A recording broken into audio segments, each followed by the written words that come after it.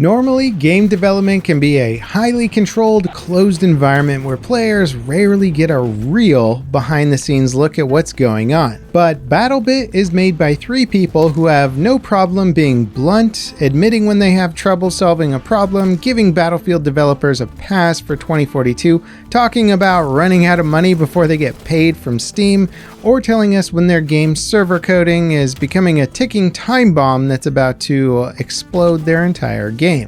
Today, I want to get into some of the really interesting information about the current status and future of BattleBit, which I've collated from the recent Reddit AMA that they did and the official devcast videos on YouTube and Twitch. These info dumps and responses to fans have really earned a huge amount of respect from me, and it's a breath of fresh air to just listen to devs talk about making a game that they want to make and all of the struggles involved with that. No PR team telling them what they can and can't say.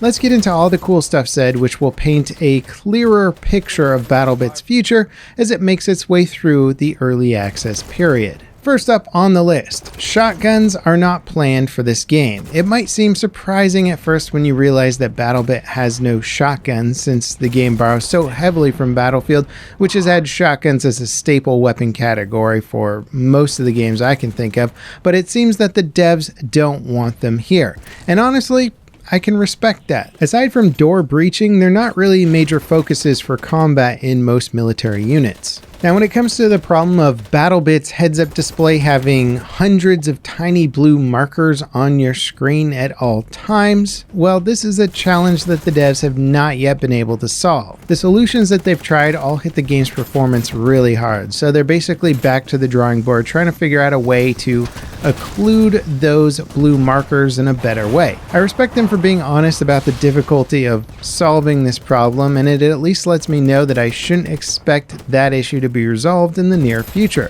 which kind of helps me temper my expectations with upcoming patches. Now, the devs have also acknowledged that their audio design is not great. And if I understood them correctly, most of their audio just came from audio packs that they bought on like an asset store. They do, however, want to hire a sound studio to build out their audio to a much better place and have it so it fits the visual style as well. So they probably won't be pursuing super realistic sounds, just better sounds. Again, this is a ways off since they seem to still be in the planning phase. Now, someone on Reddit asked what the Battlefield devs could learn from BattleBit, and the response to this was actually really interesting.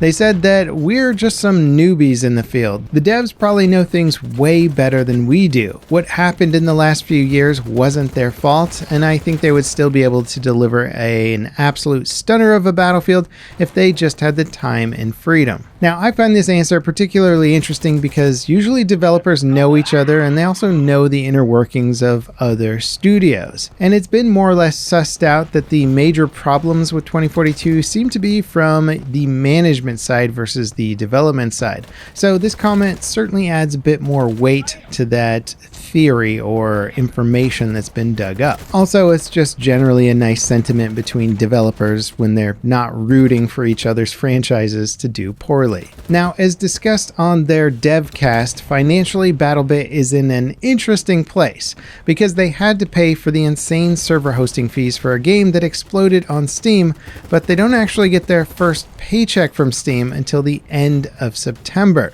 So basically, their company would pretty much go bankrupt to keep this game online, but they're obviously planning to take out a loan to cover the cost. It's just kind of wild to think about the financial situation that they're actually in. It was also interesting to hear about the server fees in countries in, say, South America, where basically the cost the devs more to have the players playing on servers there than they make from the game's sales there. Kind of interesting to get the actual numbers on what that stuff costs. It ain't cheap, in case you're wondering.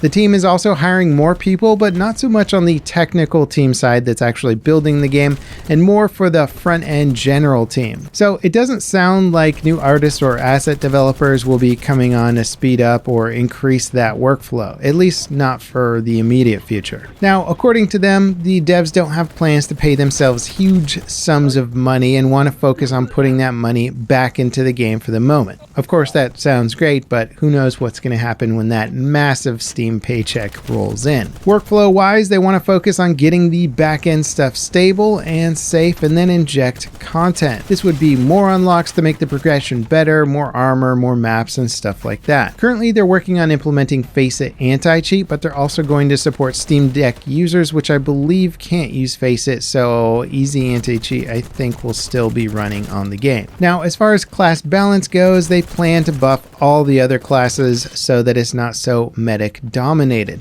They also want to increase the armor types a lot and improve support gameplay for ammo distribution. Sadly, it doesn't sound like they'll be able to add vehicles to the practice range due to the way that vehicles are reliant on the server system, so you can't just hop in and practice flying by yourself. However, they do hope that the player-run servers will eventually set up some learn-to-fly style servers.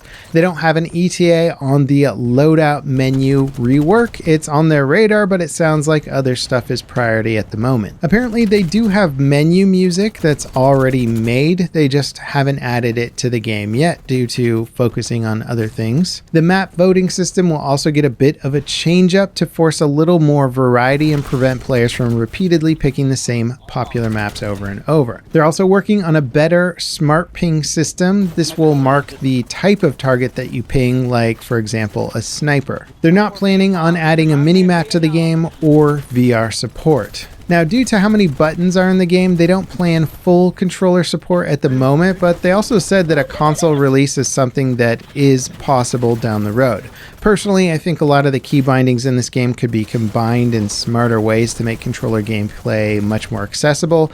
Like caps lock doesn't have to be a dedicated rope cut button, it could easily just be the interact key instead. Someone on Reddit asked why the BattleBit community was way less toxic than other communities. The response was interesting in that they said, "We actively ban people that bring the heavy slurs to the table."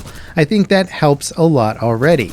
And it's honestly very nice to hear them take that stance on hate speech, which oddly bigger games seem to take a less harsh stance on. At least it often seems like they don't resort to permabans. So maybe BattleBit will teach other devs that it's okay to ban hateful players and just foster a healthier, more enjoyable player base. Overall, it's very refreshing to see this type of transparency. Real transparency from the dev team. You simply don't get this from other studios, even the ones that put on their little behind the scenes shows and devcast stuff. It's usually much more edited and overseen by other parties. So this more raw, unfiltered approach to communicating with their community is just such a nice perspective for gamers. Now, it does sound like progress on a lot of the bigger issues with the game is going to be slow, and that work on a lot of stuff like the sound design probably hasn't even begun yet. The devs do seem to be aware that their game has a great impression metric in that the expectations are low due to the game's visuals, but that the gameplay far exceeds the average expectation. So they end up getting a really good first reception. But those impressions don't last forever, and they feel like they need to keep improving the game and injecting good content to keep the players engaged. Honestly, it sounds like a solid plan to me. I don't expect sweeping changes to some of the problem areas anytime soon, but I think BattleBit may have really carved out a permanent niche for itself as the low-cost Battlefield alternative that's actually very competent from a gameplay perspective. What do you guys think? Are you impressed with what this tiny dev team has done? Are you excited for the future of BattleBit? Do you think the interest will die down if the progress slows? Let me know in the comments, and next up, check out my video about why BattleBit is a wake-up call for the Battlefield franchise. I hope you guys enjoyed this video. If you did, leave me a like, and as always, I'll see you next time. This is LevelCap, signing off.